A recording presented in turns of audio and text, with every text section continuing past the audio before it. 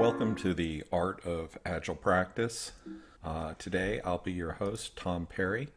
I'm a management consultant in the Seattle area with 3 decades of experience building and growing high-performance Agile teams.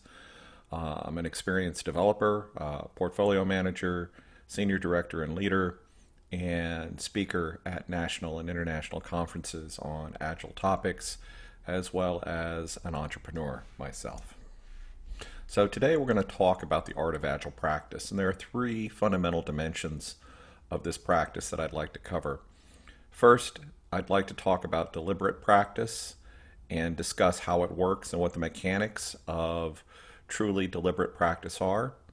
Then we'll go into how we design practice. That's an important element of successful deliberate practice, is the design of the practice itself. And then finally, we'll cover how we can apply what we've learned about deliberate practice and designing practice to our agile practices that we use every day. So let's get started. When we look at deliberate practice is something, it's a very particular kind of practice, and it has evolved over the last, I think it was first discussed in a paper by Anders Ericsson back in 1994. So it's been around a little while, and the notions about what true deliberate practice are have changed over time. Perhaps the first question being, what do you think of as practice? We all, to some degree or another, probably have ways and techniques for practicing for things that we do. It may be that we're musicians and we practice our instrument and our music. Perhaps we are gamers. Maybe we like to play games like chess. And chess has its own set of practices and ways of practicing. Or it could be sports. Perhaps you are an athlete. Maybe you play baseball or football. How do you practice for those sports? And really, there are a lot of things that go into expertise, and really that's what practice is all about, is achieving some sort of expertise as quickly as possible. And that's originally what led Ericsson and others to start looking into practice. In fact, the person who probably popularized Ericsson's work on deliberate practice was actually the book Outliers. And in the book Outliers, what they were doing was asking the question, how do you achieve world-class expertise? How can we get to a place where we have the kinds of skills that are truly world-class? And there are a lot of things that people think about, and a lot of things that people might account for their expertise. For example, experience. Raw experience is one of the ways that people accrue expertise. It might be that they're just very well motivated. There are certain people who are just highly directed, know exactly what they want to do, and they do everything they can, and they're just very motivated to get to a certain level of expertise. Then, of course, there's genetics, and you see this especially in the athletic fields, where maybe there are people who are just gifted. Maybe they were just born with the right combination of physical attributes to be an outstanding world-class runner, the next Usain Bolt. Or perhaps they have the muscles necessary to become the next great gymnast. And we all see around us there are people who are certainly better suited than others for certain kinds of endeavors. And so maybe genetics plays a role here. And then there is the role of practice, of course. And as they started to look into these various elements of expertise and ways of getting to expertise, started to ask the question, what is the biggest influence?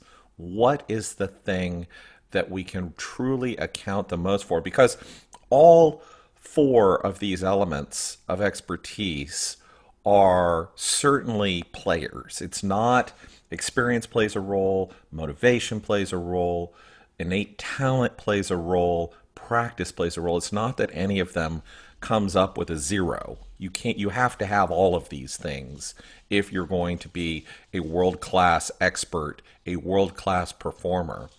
But which one is one that we have the most control over, and which one is the one that perhaps plays the greatest role? And it turns out the argument, the theory in Anders Ericsson's case is that he's saying that practice is the number one influence, and in fact has far greater influence over your ability to achieve expertise than any of the other elements. Far greater than motivation, far greater than experience, far greater than even innate talent. Practice is the thing that gets you there. So if that's the case, if it's truly the case that practice is the thing that gets us to expertise, then how can we become an expert? And what Anders Ericsson hypothesized was there was a very specific kind of practice that was necessary. It was called deliberate practice. And by using deliberate practice, which is defined as engagement in structured, highly structured activities that are created specifically to improve performance in a given domain. So deliberate practice is something that's very, very different from your day-to-day practice. It improves your accuracy, speed of performance on the cognitive level, perceptual level, motor tasks, and basically helps us to maximize our potential for a given domain or field. And what you see if you look at the broader world of practice in general is that you have varying levels of time and commitment and ability. And oftentimes what you see is what you see on this graph on the right, which is people who will try something for the first time, and inevitably all of us struggle that very first time. And as we commit more time to something, our ability improves. But it only, for some folks, for whatever reason, it only improves to a certain level, and then they get frustrated, they don't really achieve any kind of competence, and they end up dropping out. Others, who we might describe as our amateurs, are people who reach some minimal level of competence. They get some reinforcement for the effort that they're putting in, for the time that they're putting in, and their ability rises to some modest level that we might describe as some level of competence within their domain, but by no means world class, by no means expert level performance. But people get to a certain level and they kind of flatten out and taper off at that level and never get any better. And then there are people who are the world-class experts. And those are the people who consistently put in the time and put in the effort to achieve that world-class expert ability. And it's that we're interested in here. It's that we want to try and achieve. And that is what deliberate practice is designed to do. And it should be noted here that in order to achieve that kind of either amateur or even expert level, especially the expert level, to achieve that kind of expertise, you really have to have a growth mindset as a prerequisite here. If you have a fixed mindset that says that only other people or only people who have the genetics can achieve these things, then you're probably never going to get there. A growth mindset is a prerequisite for expert level performance and for the kind of deliberate practice that's needed to get there. So with that in mind, let's look at the elements, the attributes of deliberate practice. And there are 4 key things you need to know about deliberate practice. Number 1, it's designed to improve performance. And I want to hone in on that word design because it is something that is explicitly crafted in a very intentional way to improve your performance. So it's going to be very unique for each activity. It can be repeated a lot. It's something that's focused on weaknesses. So the activities, the practices that we take on to achieve expert level performance are usually very short in duration so that they can be repeated over and over and over again. And it requires a coach And that coach is there to give us feedback that's going to be hopefully continuously available throughout the practicing process. So we have a coach, and that coach is giving us feedback. And ultimately, the kinds of activities we're engaged in, the kinds of practices that we're engaged in, are highly demanding. And you can't level up until you achieve mastery or demonstrate some sort of mastery in the given practice that you're working on. And so this is not easy stuff. This is not something that you do casually. This is not something that you can sustain for a long period of time because it's hard and it's awkward and it's something you're struggling at. It's and going back to that point about design, it's something that's intended to be hard, intended to be awkward, intended for you to struggle with in order to demonstrate competence. And so that means that deliberate practice, frankly, is very hard work. So when we look at practice in general, and we just kind of step back and ask ourselves, so what kinds of practice are there out there? You know, I think one of the things we can say is that there's naive practice, and naive practice is something that I think a lot of us do, and I think there are some activities for which naive practice makes sense, where you're kind of just putting in the time. It's one and done. You do the practice, you walk away, and it's not particularly goal oriented. And I think there are some casual activities. For instance, when it comes to chess, I might practice a little chess, but I'm not passionate about it. And so it might be something that I just do for a few minutes, or I do it once or twice or three times. But I'm not particularly goal oriented. I'm not trying to become a grandmaster. And as such, that kind of casual practice is really not going to give us much hope for any kind of long-term development. It might be useful once or twice. Another example I can think of is golf. I have no intention of becoming the world's best golfer. I might practice casually once or twice before an upcoming game that I've been invited to. But since I really have no commitment to the sport, since I'm really not interested in it, I'm just doing it casually just so that I don't embarrass myself terribly when I get out on the golf course.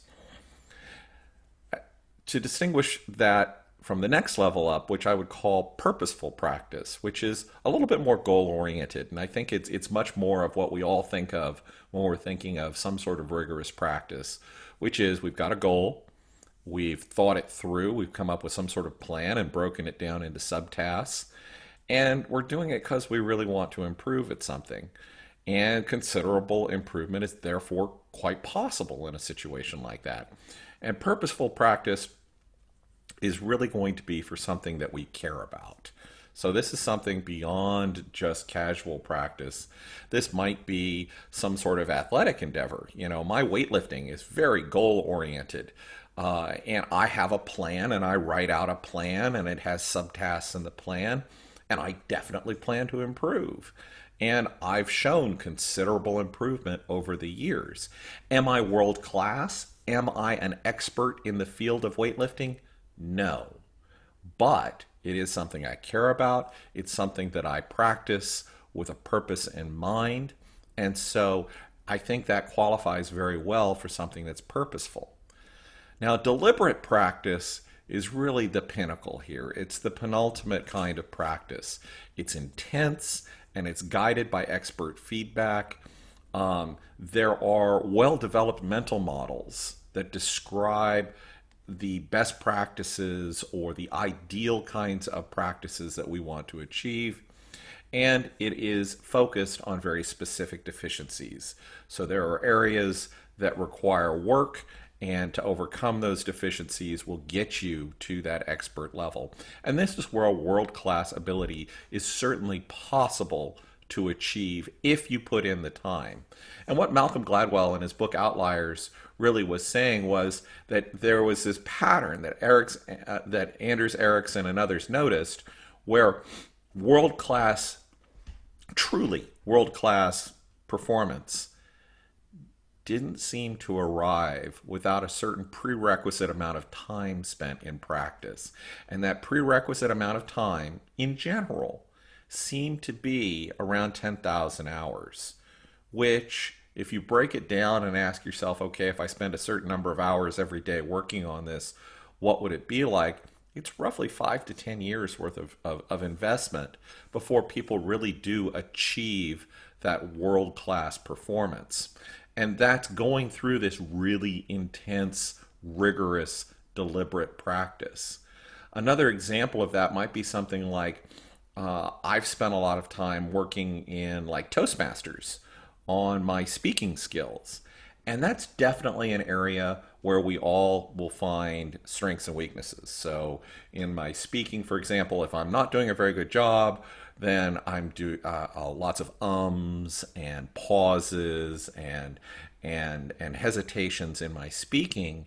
Those are areas that I've had to work on very, very specifically in order to overcome them, in order to become a much improved speaker. Now, I'm not going to go out of my way and say I'm a world class speaker, but I've very deliberately worked on resolving specific deficiencies. I've had expert feedback by speech coaches and others who have very explicit models about how good public speaking should be organized, structured, and what practices are good for achieving competency with those different mental models. And so that's an example where I put in very deliberate practice to achieve very specific goals in a very specific domain. So where does this apply?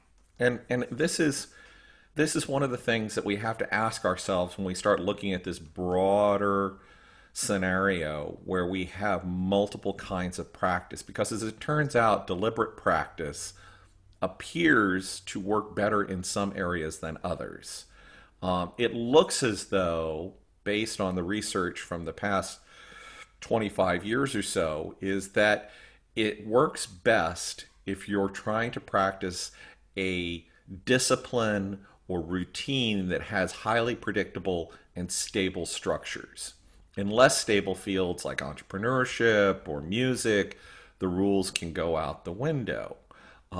So it's one argument is that the best place to apply deliberate practice is in fields where there is some stability, where there are some more predictable rules applied, like chess or classical music or tennis.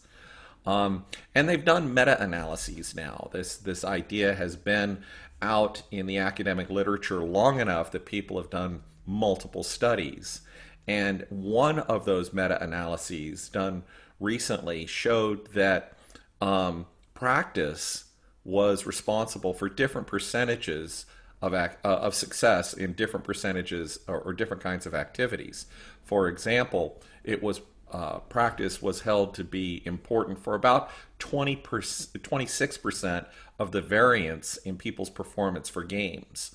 Well, that's a big deal. Games have very specific rules, and being able to account for 26% of the variance is huge. That's a monster impact. On the other hand, it accounted for 21% of music. Again, very predictable and a huge impact. Sports, similar numbers. Education, it shows not so much and makes us start to wonder what it is about education that makes it so much more difficult to practice. And of course, for professionals, it looks as though perhaps it doesn't account for much at all. So these are all intriguing insights, and this is an area where people are continuing to research and to try and understand how much of an impact practice has for various kinds of disciplines and domains. So based on what we've learned so far, here are a few questions, true-false questions. To call it deliberate practice, you must repeat something at least 10,000 times. True or false? Be false. The role of a coach is to provide feedback and to design the practice to suit the learner. Absolutely. Deliberate practice can be applied equally well to all activities. False. And the key elements of deliberate practice are design, repetition, coaching, and highly demanding work, and that would absolutely be true. So, based on this, there are a couple of things that I want to make sure you come away from this description with. Number one, Outliers was intended to challenge our notions of exceptionalism and to understand what the real factors behind success are. It is not just luck, it is not just genetics, it is a complex equation of all those things, and practice is a very important variable there. And in knowledge work and business, deliberate practice can play an important role in well-defined repetitive activities, but it appears as though it plays a lesser role for innovation and design work. So that was deliberate practice. Now I'd like to talk a little bit about how we design the practice. And that goes back to that original element in deliberate practice, which is deliberate practice is design. So we need to know more about that. So taking a look at designing practice, I'd like to ask this question.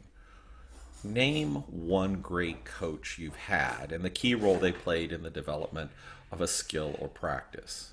Take a moment to think of who that coach might have been. It could have been a sports coach. It could have been a games coach like chess. Or perhaps it could have been a mentor in a field like classical music or something like that. Now, with that coach in mind, we'd like to talk a little bit about mindsets. So there's been a lot of talk in the Agile community about mindsets in recent years and how important mindsets are. But one of the challenges with mindsets is they're incredibly hard to change. And in fact, there's an awful lot of talk about how mindsets are important, but there's not a whole lot of talk about how to effectively change them. And one of the things that's becoming apparent is that just explaining concepts to people is not sufficient to change their mindset or behavior. And also, the reason for that is that many concepts lack a decent way of operationalizing themselves through deliberate practice. So these concepts are challenging to translate into a set of practices.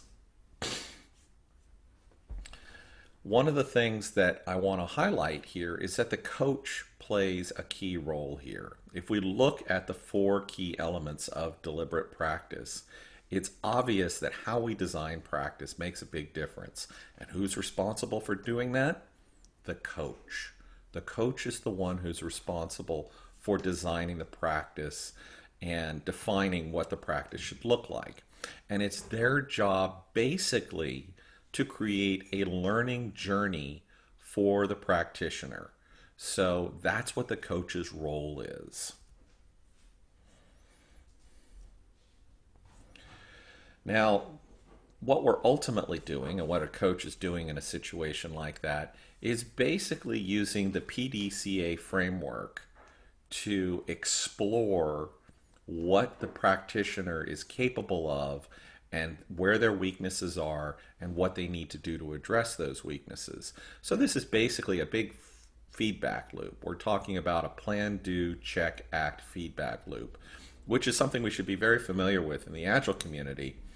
And what we're doing is coming up with some sort of plan or design for the practices, trying those practices out, evaluating the results of our performance, and then coming up with changes to the plan, and then planning accordingly and refining and going through the loop again and again. Mike Rother came up with something called the Improvement Kata in his book called the Toyota Kata. And in that book, he talks about this process where we understand the direction, grasp the current condition, establish the next target condition, and then iterate towards that target condition, which would be that PDCA part. And he advises that a good coach is basically there to break down the unknowns into a series of smaller tangible problems and then establishing a set of standard practices based on what they find there. And so that's what we want our coach to be doing here, is going through this sort of PDCA style improvement kata in order to help provide a framework or a set of practices, deliberate practices, that the practitioner can then engage in. And so what this does is take our notion of deliberate practice that we've already talked about and basically merge it with the principles of the scientific method in the form of the improvement kata. And so this idea, again, coming from Mike Rother, is that the coach's role here is to basically apply the scientific method to the way that we plan and design deliberate practice.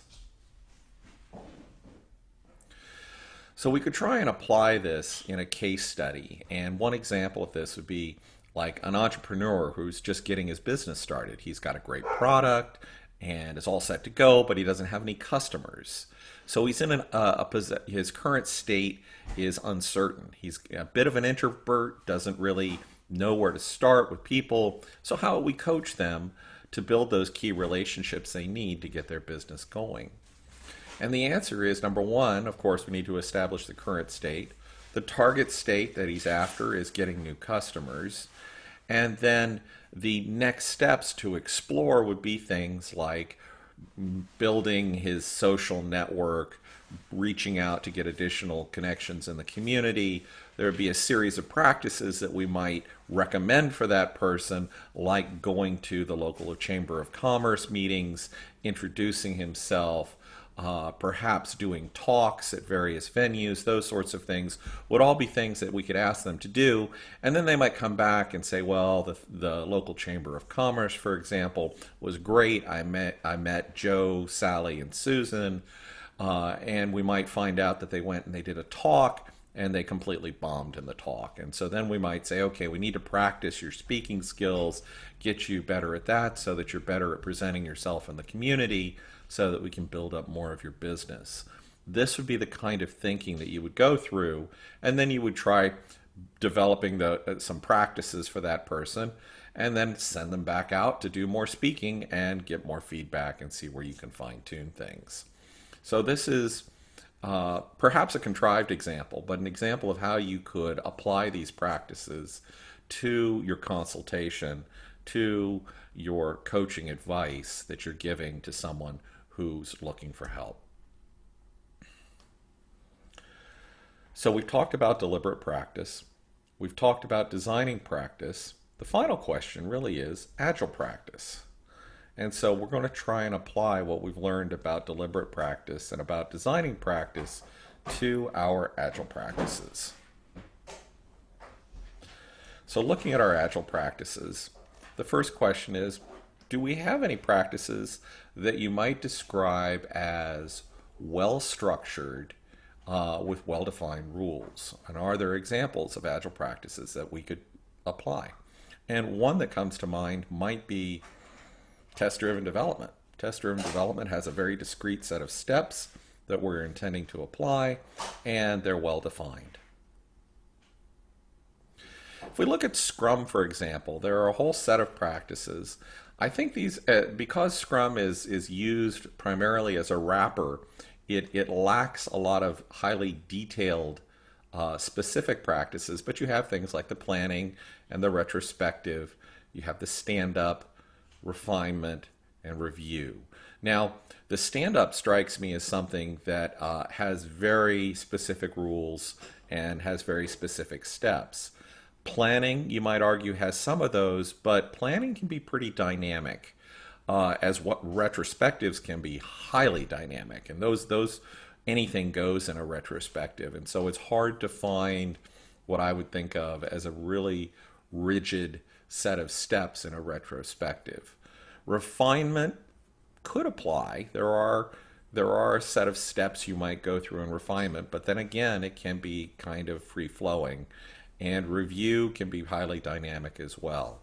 So Scrum, it's hard to find good deliberate practices in Scrum unless you're talking about things that are highly specific, like the daily stand-up. If we look at XP, on the other hand, we find that there are a lot of things that have very rigid, rigorous practices. So TDD has a very well established set of steps to do. Refactoring, same thing, very well established set of steps. Pair programming, a bit more dynamic. Collective code ownership, well established set of steps.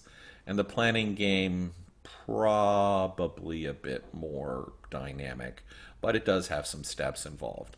So I think that the development practices, the technical practices that you find within extreme programming probably are a better suited, better fit for deliberate practice than perhaps the Scrum practices are.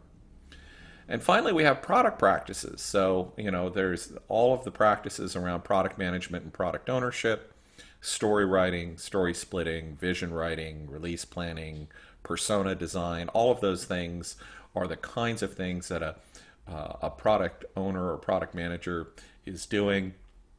And to be honest, a lot of those activities are highly creative and highly dynamic. Some of them can be reduced to very step-by-step activities like story writing, but I'm not sure you get a lot of benefit by practicing story writing over and over again because it still has a substantial element of innovation and creativity to it where I wouldn't want to stifle that. Story splitting, again, I think it's fairly dynamic. There are some rules for doing it, but they depend on your context very highly. So that also is difficult. Vision writing, very much on the dynamic end of the spectrum. Release planning, same thing. Persona design, same thing. So perhaps product management is a difficult place to find deliberate practices. Now, you could find purposeful practices here and certainly naive practices, but deliberate practices may be hard to find in this domain. So based on that, if we look at Agile software development as a whole and all of the roles and activities that are wrapped up in it, certainly in the domain of technical practices, there seem to be some great candidates. Less so on the process side, less so on the product management side, but certainly technical practices are an area where I think deliberate practice can be used with a great deal of success. And that is our overview of deliberate practice, design practice, and agile practice. If you're interested in finding out more, you could certainly follow up on these references. There's the Toyota Kata, which is Mike Rother's book, Outliers, which is Malcolm Gladwell's book, where a lot of these ideas were introduced, and Peak, which is Anders Ericsson's recent book about his research. If you're interested in finding out more about these services, you could certainly check out Thomas Perry LLC. You'll find workshops and you'll find all of the services we offer, the training, the coaching, etc. So go check out the website, thomasperryllc.com. And if you're interested in even more content, you'll find this training or this webinar and other webinars up on the YouTube channel. There are literally dozens of them. And there's also a great blog, which you can find at Thomas Perry LLC. So together, let's build something awesome. If you're a business, I want to help you diversify and thrive in the new normal. If you're a coach, I want to work with you to build new connections and help others thrive. And if you're unemployed, I want to help you find a new way of working. Thank you very much for your time.